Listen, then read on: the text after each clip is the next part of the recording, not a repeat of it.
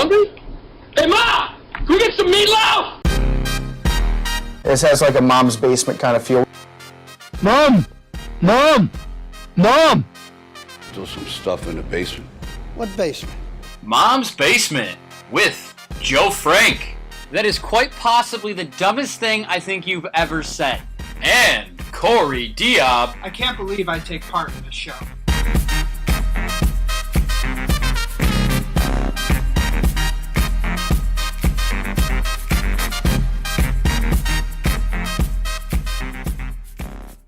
Welcome back. Another episode of Mom's Basement here on YouTube and iTunes. As always, I'm your host, Joe Frank. With me, Corey Diab. As usual, we're back. We're ready to go. A lot of baseball to discuss because, of course, after we got off last week and uploaded the episode, everything happened in baseball. Yeah. So we're back. We're ready to talk about it all. That's kind of how it fucking works, right? Yeah, right. We turned off the camera. I went upstairs, did my little thing. He's talking about something else. Talking about editing the audio and the video files? No, he's talking about something else. Oh, that's what I'm talking about, is editing. And then we had a bunch of dominoes fall in the baseball offseason. But before we get into that, make sure you follow our Mom's Basement account on Twitter at MomsBasement18. Follow Crossover Report at Crossover Report. You can go through the feud they had last night on Twitter. It was hilarious. They talked a little bit about our contract situation. Also hilarious. I didn't know we had contracts because I'm not getting paid. People were taking them so seriously. It was hilarious. And make sure you check out their website, crossoverreport.com. Follow us on Twitter at Joe_Frank01. Corey at Corey El Diablo, because he is the son of Satan. Whoa.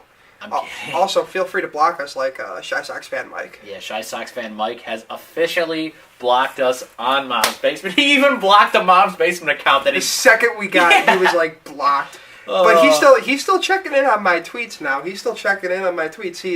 I got into a feud with a few Padres fans this week over Fernando Tatis. I mean, I've never heard of her, but, anyway.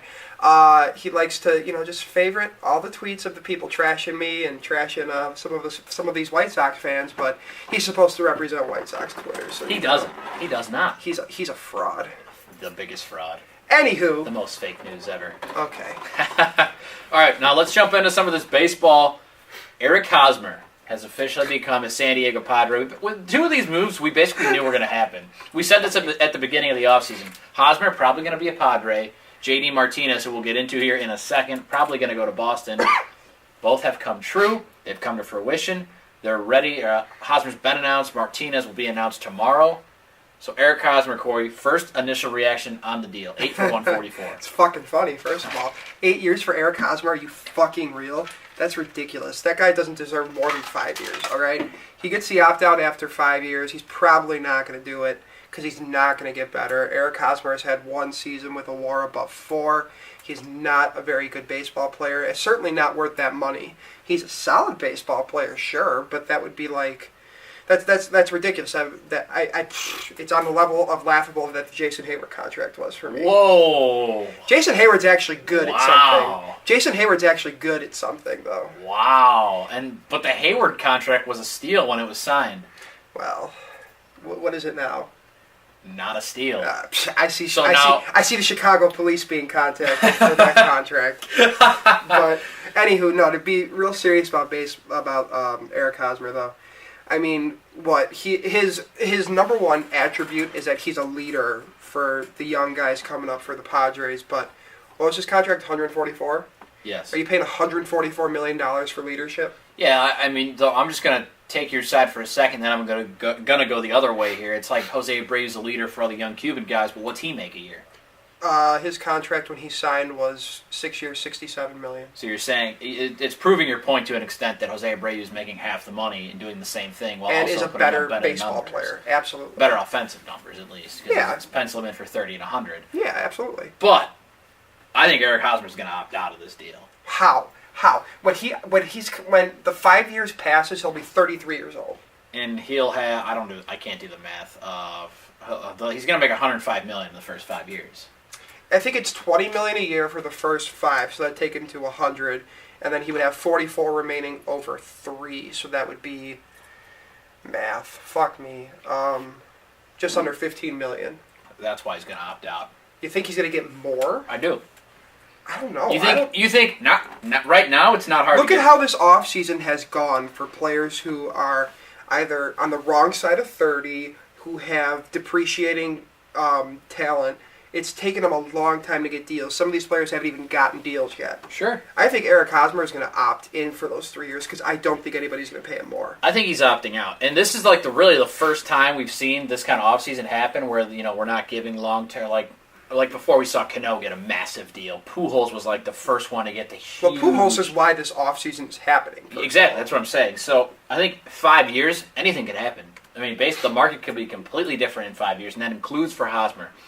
I really think his career is going to probably die in San Diego, but there's just a part of me that thinks he can get better.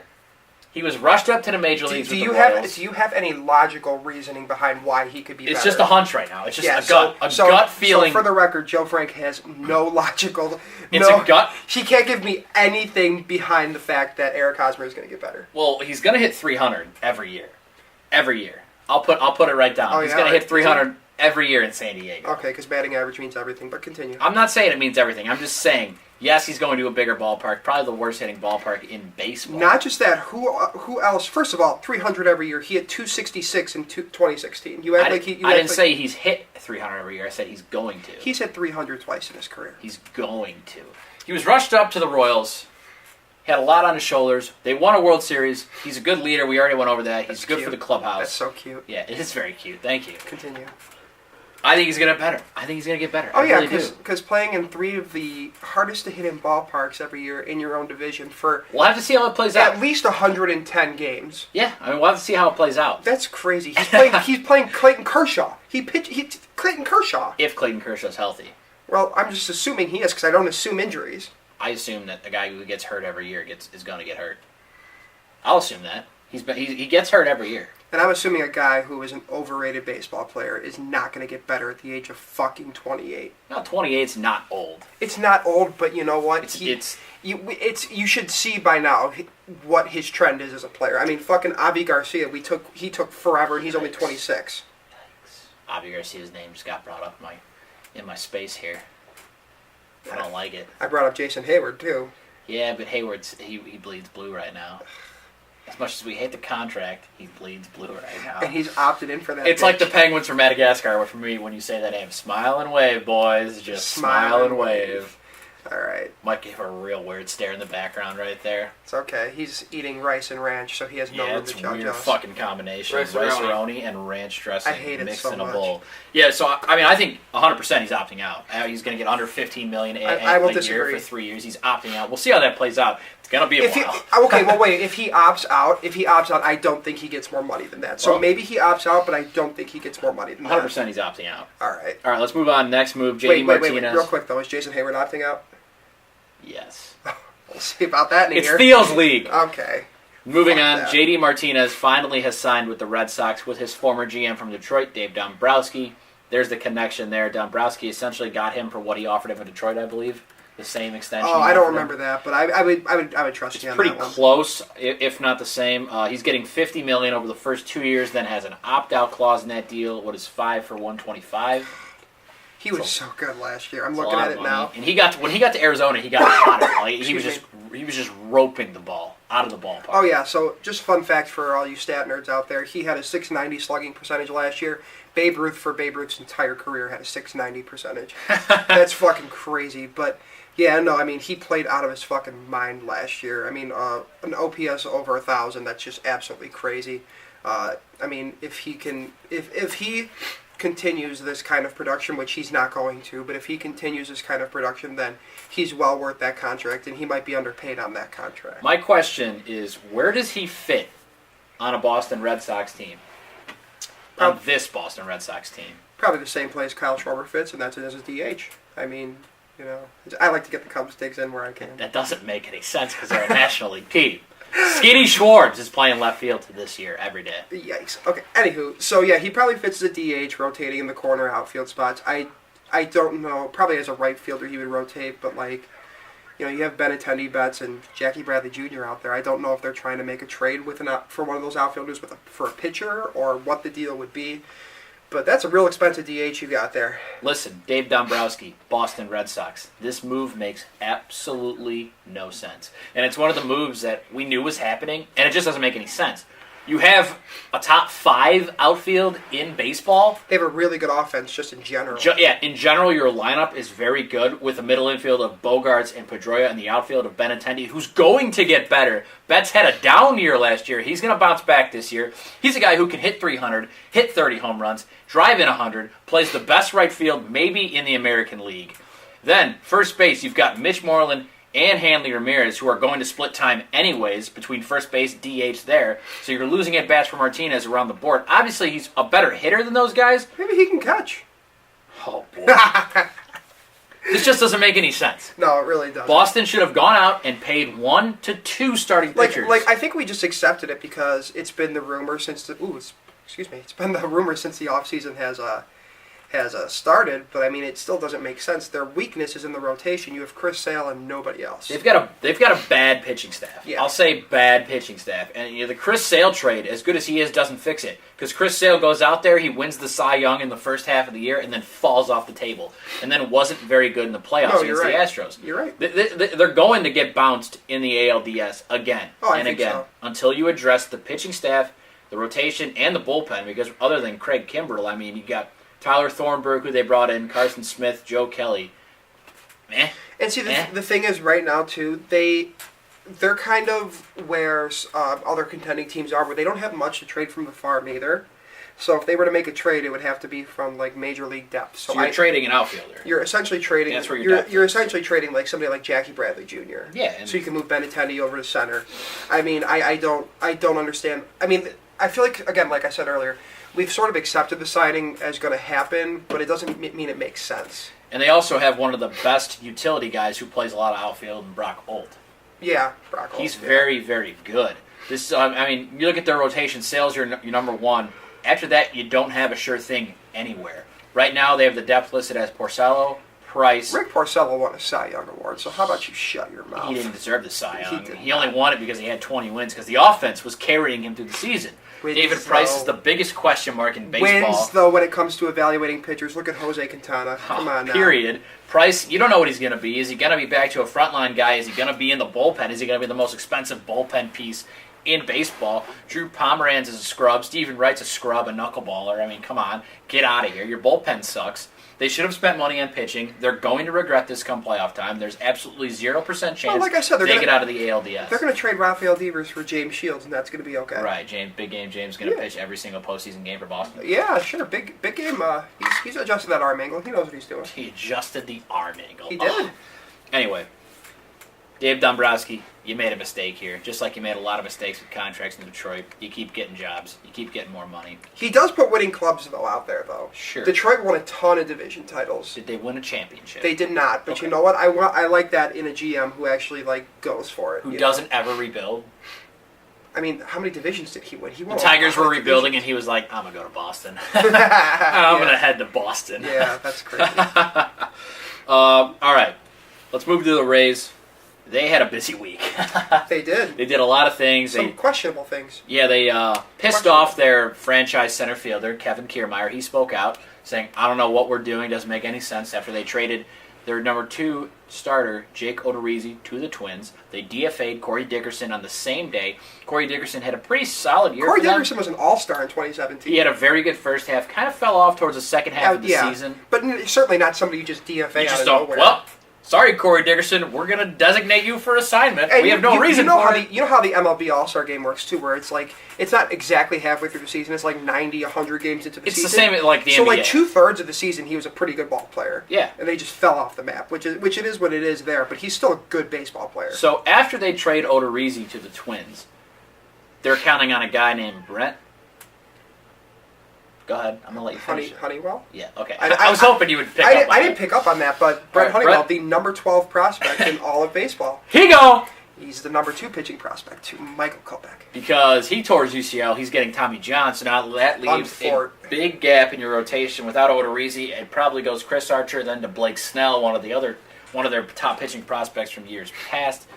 And boy, you just have to blow this up now. I mean, they said, oh, we're not going to tear the whole roster down. Well, why not? I mean, at this point, it's so weird because they're stuck in that place. They're stuck in, like, a way that the White Sox have always been stuck before they did this rebuild, where there's a lot of talent, like really high-end talent like Chris Archer, but then there's not much like major league caliber talent around it. And they also have no And resources. They really don't. I mean, they have a good farm system, and let's say they were to trade Chris Archer, they would have the best farm in baseball if they were to trade Chris Archer. I think that's the route they should go, as opposed to whatever they're trying to do right here, trying to contend. I honestly don't know what they're trying to do. Well, I think they were counting on Honeywell not tearing his UCL. I get that, but he's one player. Yeah, I understand. And Chris Archer, he should be traded. Kevin Kiermaier, goodbye. Yeah. You got to say goodbye to anybody worth anything now. You have to tear this whole thing down because you're just you're in a division with the Yankees and Boston, who are both going to be in the playoffs. Toronto's still trying to win for some reason. Baltimore, same thing. So this is a competitive division. Baltimore's bad. They are, but they got one of the best managers in baseball, and they're going to go out there and they're going to try to. They don't have anything else win one. They got Manny Machado. It's for now. For now, but they still have him, so that's not 2018. That's not nothing, and they got a lot of power bats. Chris Davis, Adam Jones can still play. Yeah. But Trey Mancini, whose regardless, career will be ruined this year for reasons we shall not name on this podcast. Sup, Cal. Sup, Kelly. Anywho, so the Rays, they need to. I mean, this isn't a good spot for the Rays to be in. They're in that purgatory, that baseball purgatory. It's a terrible place for the Rays to be. It's a terrible place for any team to be. And the Rays still aren't going to have anybody coming out to their games. They need a new stadium. The owner won't spend any money. Honestly, they should just move both baseball teams out of Florida. They should. The Rays and the Marlins. Baseball fans in Florida don't give a shit. Maybe they should just combine them. Combine them, or give the Montreal Expos a team back. Yo, that'd be dope. That'd be sick. I'm a huge fan of that. Montreal had a huge baseball fan base. So if we're kicking a team out of Florida, which are we keeping? Tampa Bay or Miami? I want them both out of Florida. Let's say we're only kicking one out. One's going to Montreal. One stays. That's dumb. That's so hard. Fuck, I don't know, man. I mean, I'm keeping Miami. You're keeping Miami. Why? The ballpark is way newer. If you're keeping Tampa, you have to build a new ballpark. I guess that Miami's got the bigger tourist attraction than Tampa. Nobody's going to Miami Marlins games except me. I'll be there in April. I'm going to a game there. Oh well, I'm glad that you raised your hand and let us know. Thank you. But yeah, I'd probably move Tampa Bay out to Montreal again. Yeah. I think there are other baseball places in the country that could use these baseball teams, but clearly the owners don't give a shit, or the general managers don't give a shit. They don't know what they're doing.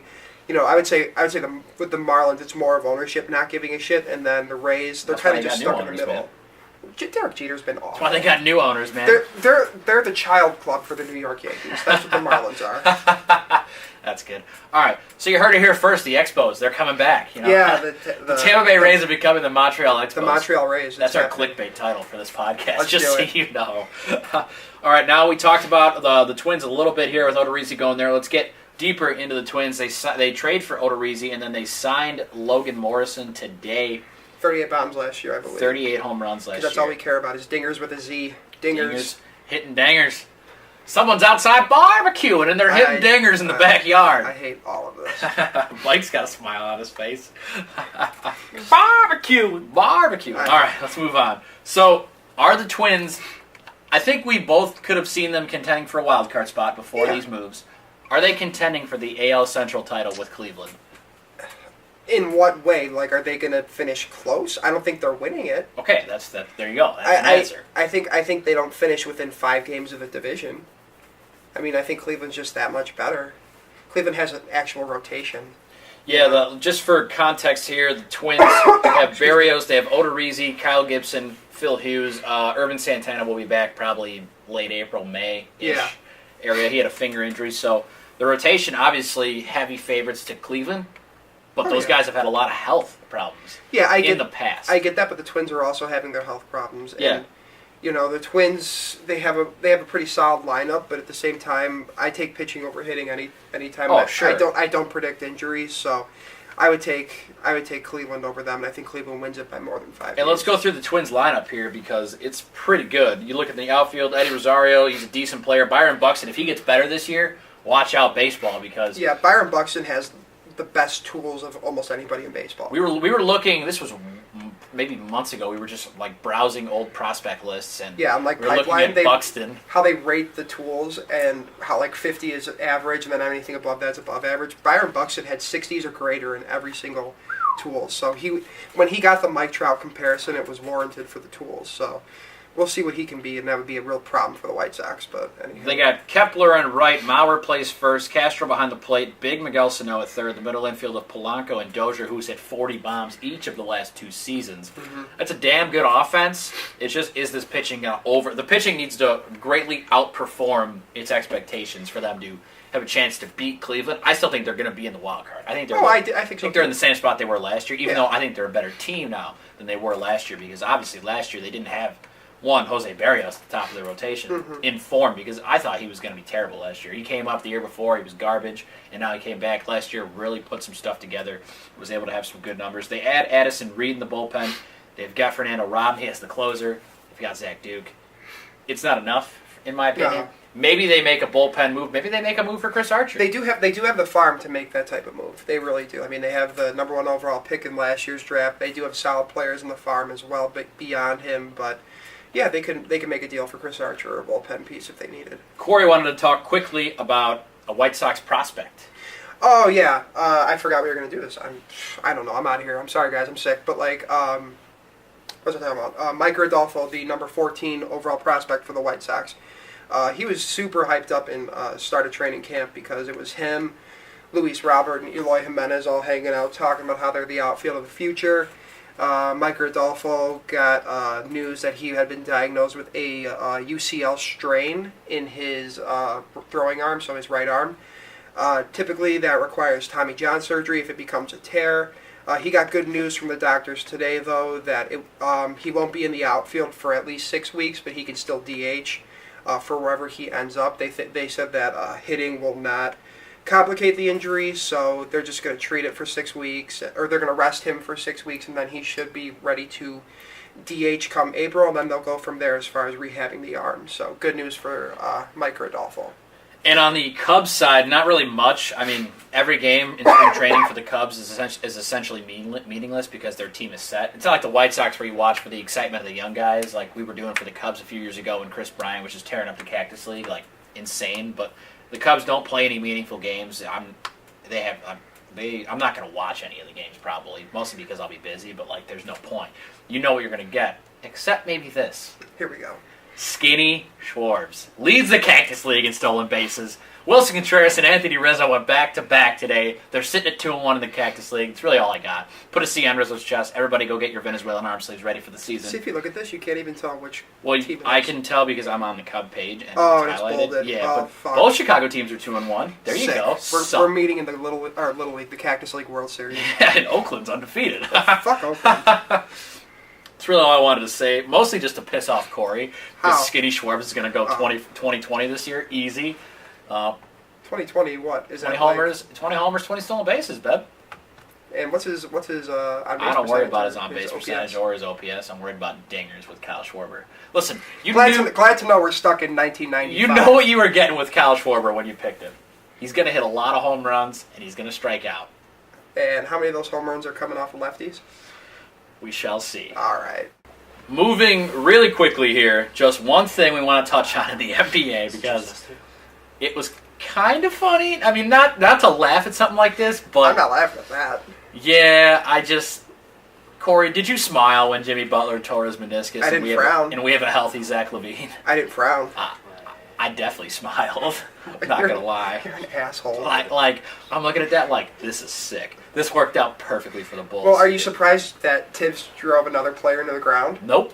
This is me shaking my head profusely. He did it with D. Rose. He did it with Joakim Noah. Poor Luol Deng. We never hear about Luol Deng. I'm pretty sure Luol Deng is on life support somewhere right now. Well, he's getting paid a lot of money from the Los Angeles Lakers to not do anything. Good. He got a 4 for 72 contract. He needs to sit in a bucket of ice for the next 5 years to get over what Tibbs did to him. He could afford a lot of ice with the $72 million. The Lakers are pissing out for him. That and a psychiatrist too. You know what's funny? I was playing NBA 2K or whatever, and I was the GM of I don't even remember what team. I think the Clippers I was playing with because I wanted to unload everybody. And the GM of the Lakers calls me and goes, "What can I do to get you to take Luol Deng's contract off my books?" It's a yikes, buddy. Sorry, you got nothing for me. That right there, that's a big yikes. Yeah, so Also, did you see the video of Derrick Rose working out at Cleveland State? Yeah, I did. And What drill is that? I don't know, but he looks like. Crossover Report had this caption too, but I was thinking of it. They're scared. He's scared of his own body. He's like scared to fucking land or push off with any of it, like his knees, his ankles, everything. He's just fucking terrified. I wanted to feel quote the bad. tweet. I'd be like, all right, I'm not a basketball coach, but what the fuck drill is this? Yeah, he's floaters. basically taking like 7-foot floaters off of one leg, but he's not landing properly, and he's got horrible form with it. He's not driving at all. He's just standing there. He was making them, and some kid is just rebounding for him. Like some kid, he's like, "I'll give you $20 to rebound for me." Poor Derrick Rose. At least he's still trying to work. You know, he's not lazy. Who's that in reference to? Nobody. I'm just saying he's not lazy. Oh, as he's making however much money he's robbing from the Bulls. And Adidas. Yeah, and Adidas. Yeah. It's unfortunate. All right, just really quick about that. Was just really quick about the NBA. The Bulls are 20-39. They need to lose more games. That's it. We've heard that before. Now, interesting in college basketball. So it came out this week. NCAA wiretap from the FBI has Arizona's head coach Sean Miller talking about offering DeAndre Ayton, who's going to be the number 1 pick in this year's NBA draft, $100,000 to play for Arizona. I, for one, am just absolutely surprised that these elite college athletes get paid money to play sports. I'm surprised it was only $100K. Wait, you're telling me that schools like Alabama in the SEC pay their football players, or these top basketball players get paid money in college?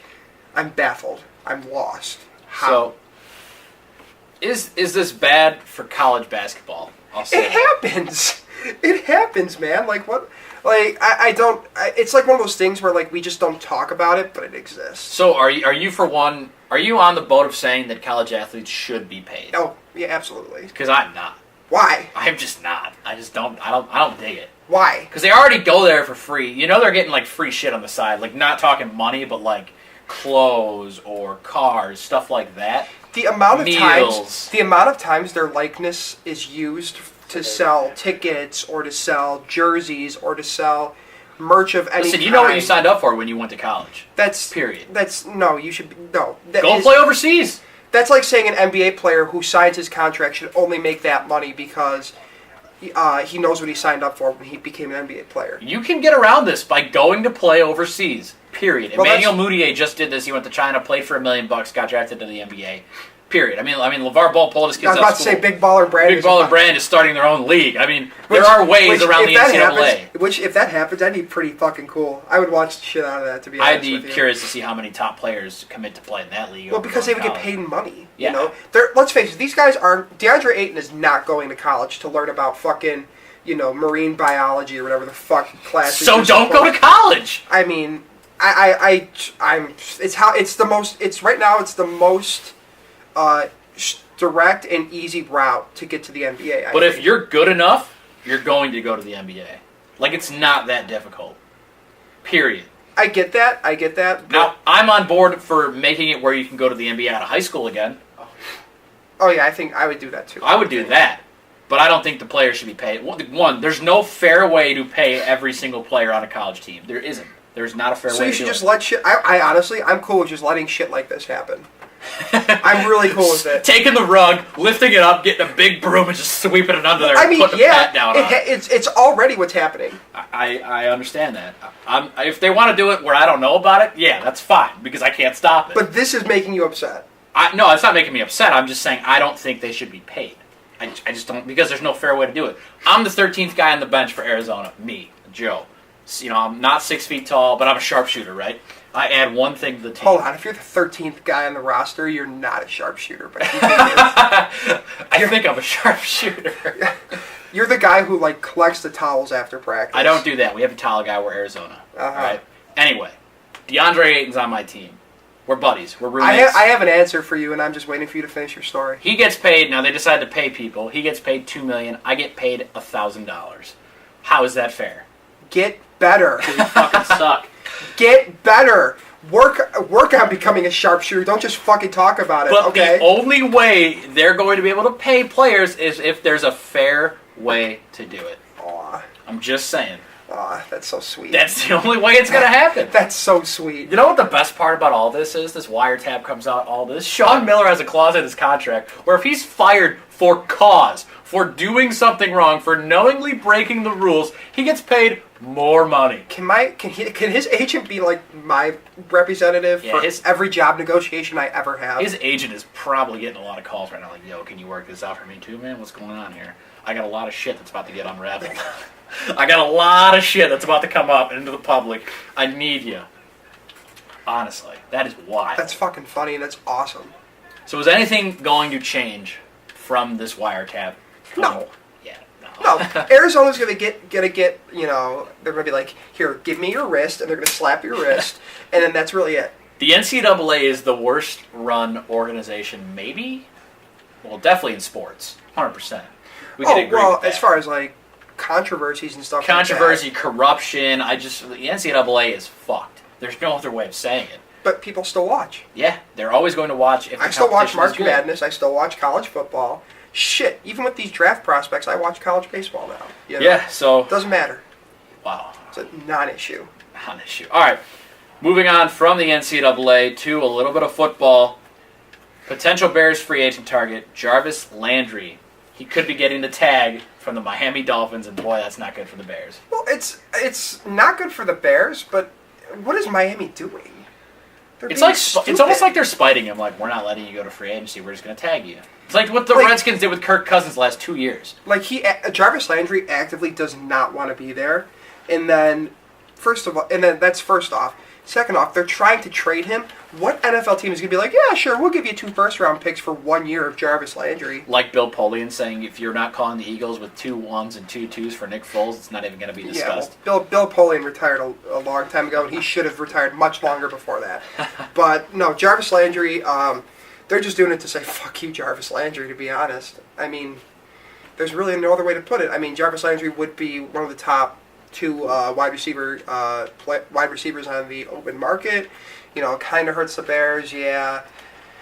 Jarvis Landry wouldn't have been the end-all, be-all anyway. He would have been a nice piece. Yeah, oh, absolutely. To go with Cameron Meredith. Oh, absolutely, absolutely. But, you know, it's not the end of the world. And the Rams, they made a trade this week. They trade for Marcus Peters from the Chiefs. Now, it can't become official until March 14th, but this gives the Chiefs a really damn good corner. I mean, the Rams. I was about to say. The Rams, a really damn good corner. It gives the Rams a really good corner, yeah. Marcus Peters is I love Marcus Peters. He's one of the best cover guys in football. Now, he might be the guy that threw the flag into the stands, pissed off about getting a flag called. I don't give a fuck. Yeah, no, I don't care about that either. I think that's sick. This dude can ball. I don't give a shit. Absolutely. Now, because the Rams, speaking of corners, they're rumored to be tagging LaMarcus Joyner at corner. So Sammy Watkins, wide receiver, still young, could be hitting the market this offseason. Which he would be the best wide receiver on the market. Just scary. I mean... He had a better year last year and a good offense with Sean McVay and Jared Goff taking a step forward. Yeah, and I think that he can have the same sort of, you know, replicated numbers or even take a step forward with the Chicago Bears under Matt Nagy and with Mitchell Trubisky. I think that, you know, he could, if the Bears were to sign him to a contract, it would be a good contract for the Bears because you're paying, in free agency, you either pay for past performance or you're paying for potential. In this case, you would be paying for potential because he's a 24-year-old wide receiver who's had, he's been in the league for 4 years, had one 1,000-yard receiving season with Buffalo. You know, you put him in a situation where he's not going to be moving around as far as like from team to team, and you just let him grow with a young quarterback. I like it. That's a good situation for not only Trubisky but for Watkins, where you're going to get him on you'd like to think a 3 or 4 year contract. Yeah, and he's not going to be like, I don't think he's going to be the only guy. You know, they're going to draft somebody. They're going to have Cam Meredith come back. You know, it's not going to be a dynamic elite receiving corps, but you got a guy in Matt Nagy who knows how to put players in the right spot. And no one thought that Tyreek Hill was a dynamic receiver. No, I certainly didn't. Yeah, and then look what happened. So yeah. All right, moving from football. Couple inbox questions here. Let's get the easy answer out of the way here, Corey. What's the first one? The big inbox question, we're going to attack it from multiple angles, is what are your thoughts on the remaining MLB free agents who have yet to sign, the top guys, and where do you think they're going to end up? We're just going to do 4 guys because we can go on all day with the guys that are still unsigned. So we're going to start Jake Arrieta. I've said it before. I'll say it again. I think that Minnesota's going to go out and get Arrieta. They just need pitching. We went over it earlier in the show. They really need a top-of-the-line starter who can make them a potential threat in the AL Central. Arrieta would be that guy, although you're going to probably have to overpay for him. And essentially that's what it's going to take to get him off the market at this point. Unless you keep waiting, 2 more weeks, then maybe his price falls. I don't know. I'm not involved in these negotiations, but I'll give a backup plan. I think the Phillies, I said it before, way early in the offseason, they're a dark horse for Arrieta just because I think they can way overpay on a shorter contract because they just have so much money available. They're a big market. They're up and coming. So maybe he sees an appeal there for the more money, but I'm going to say the Twins still. The only reason I would discount the Phillies is the logic that you just used. He sees an up-and-coming team, but he signs for a short-term deal. Yeah, but he has he can always just come back. I mean, yeah. Make his money now. He's a little bit older in 3 years. Sign on a team-friendly I contract. would agree with the Twins, and then I would probably replace Philly with the Milwaukee Brewers, who need to sign two of these top three guys in order to, along with Cobb and Lance Lynn, in order to be able to contend in the NL Central because they really need the pitching help. And I think the Milwaukee Brewers are of the mindset where they've done a little more than the Twins, where they can see that their window is now. They've signed Lorenzo Cain to a 5-year deal. They've traded for Christian Yelich from their farm. They know the time is now. It's time to strike. So I think they would be my other team besides the Twins. Now moving to Alex Cobb, I have the Brewers down for Cobb. I think this is, they want to spend less money on a pitcher because they just gave money to Cain. They have to pay Yelich now. So I think Cobb is the more realistic option over Arrieta for the Brewers just because of the restrictions they have in that market, and they don't sell tickets to anybody outside of Wisconsin on a pre-sale. That's just stupid. I got to get that in there. Sorry. So I think Cobb, probably the safest bet would be Milwaukee, but I'm going to say as a backup plan, Minnesota if they don't get Arrieta. Basically, it's the slide same. Right in. It's the same thing. It's like a merry-go-round with Arrieta, Cobb, and Lynn. Yeah. You're essentially playing musical chairs with these pitchers and these teams. I could see a scenario where Milwaukee says, "Fuck it." Like I said before, they recognize their window. They sign two of Arrieta, Cobb, and Lynn. I mean, they need to make their window happen. They need to force that window open. And I could see Minnesota. I could see Milwaukee. Next week at Mom's Basement Live, Friday night, YouTube, Corey and Joe play musical chairs. It's really hard to do with two people. We'll get some more people. Okay. Mike, you want to play musical chairs next Friday night on Mom's Basement Live? What? You want to play musical chairs Friday night live on YouTube on Mom's Basement? He put his Fuck no. headphone right back on. All right. Maybe Matt will be down. Moving to Mike Moustakis, Corey, your favorite third baseman on the market right now. Your People favorite who player are listening on possibly in the league. iTunes can't see this, but I got the double birds right now. By birds, he means excitement because Mike Moustakis could be a member of the White Sox later in the offseason. Absolutely not. I'm going to say the best bet for him is going to be Atlanta. Good. Fuck the But Braves. my backup plan is going to be the White Sox. Absolutely not. Nope, absolutely not. We're going to go with the Atlanta Braves, or we're going to go with the New York Yankees because... you agree with me? Sick. Well, not on the White Sox, but, Mike Moustakis, 38 bombs last year. That's cute. Had a 314 OPS. On He's base so percentage. big, by the way. Have you Mike seen Moustakis? Yeah. Yeah. But, people in Chicago, like on the South Side, we hated Todd Frazier when he was here. Todd Frazier's a better third baseman than Mike Moustakis. And it's really not close in terms of just on-base ability, and Todd Frazier's a little bit of a better defender, in my opinion. Right if we hated Todd Frazier, we're not going to like Mike Moustakis on a long deal. So, send him to New York so they can, give him 2 years so the Manny Machado can shift his way to the White Sox, and everybody can be happy. I would have agreed with the Yankees before they made the trade for Brandon Drury this week. I don't think that necessarily stops them from getting a Mike Moustakis. I do, 100%. I think he's just a utility guy. I think he's going to play third base every day because they frankly don't need an offensive star at third base. Look at their outfield. That's all I gotta say. That's all I gotta say. I need them to stay away from Manny Machado. Well, they're going to go for Machado. They've made that very clear that they're going hard for Manny Machado. All right, one more here before we get going. Greg Holland is still available if you didn't know. One of the best closers in the league last year. I think Washington is probably the best pick for him. They don't have really a defined closer. They got Doolittle, who they traded for last year. They got Ryan Madsen, traded for also from Oakland. Yeah, we've seen how the story plays out with Washington before, where if they don't have a closer, they don't have a bullpen. Other teams are going to take advantage of it and try to rob them in trades. Now, they got a good deal from Oakland for Doolittle and Madsen, but... And that really paid off for them. Oh, yeah. Their moves they made for the bullpen, getting Kinsler from Minnesota also. It got him kicked out of the NLDS, which is, Wade Davis striking out Bryce Harper. Oh. Okay, chill. That ball that Bryce Harper hit off Edwards has not landed yet. That ball has not. You were here, weren't you? I was. I was eating a fat steak. I didn't say anything. I wasn't like trying to rub it in, but I was like, holy fuck. Because the Cubs would have swept that series if Edwards doesn't that ball, hang that ball was tattooed. When I say it hasn't landed yet, it's probably still floating around somewhere. Yeah, that one hurt, man. Oh. That hurt bad. God, that crowd was ridiculous. But anywho, yeah, Greg Holland to Washington makes a ton of sense. I see you have Toronto on there too. Just as like a... They're like Ozuna. trying to contend Yeah. or whatever, but yeah, no. All right. The other inbox question was our predictions for the baseball season and World Series. We're going to do that either next week or the week after. We're going to have 2 episodes, one on the AL, one on the NL. So just stay tuned for that. That's coming up. We do that every year. We did that last year with baseball, so that'll be coming up very soon. I just wanted to time it closer, to baseball. Just like maybe get these free agents signed first. Right, yeah. They could change the course of change the course of the division. So absolutely, we'll see what happens in a week or two. And of course, we got March Madness coming up. I mean, it's March in like 4 or 5 days here, so we're gonna have an episode on that as well, where we pick out our brackets. But that's all we got for you guys tonight on this episode of Mom's Basement. Thank you so much for tuning in, listening with us, watching us on YouTube, whatever it may be. Make sure you guys follow the Mom's Basement account on Twitter at MomsBasement18. Follow me on Twitter at Joe_Frank01, Corey at Corey El Diablo. Send us some inbox questions if you would like. Give us your feedback on the show. Make sure you don't leave the page without hitting that big subscribe button. Leave the 5-star review on iTunes, and we will see you guys next time.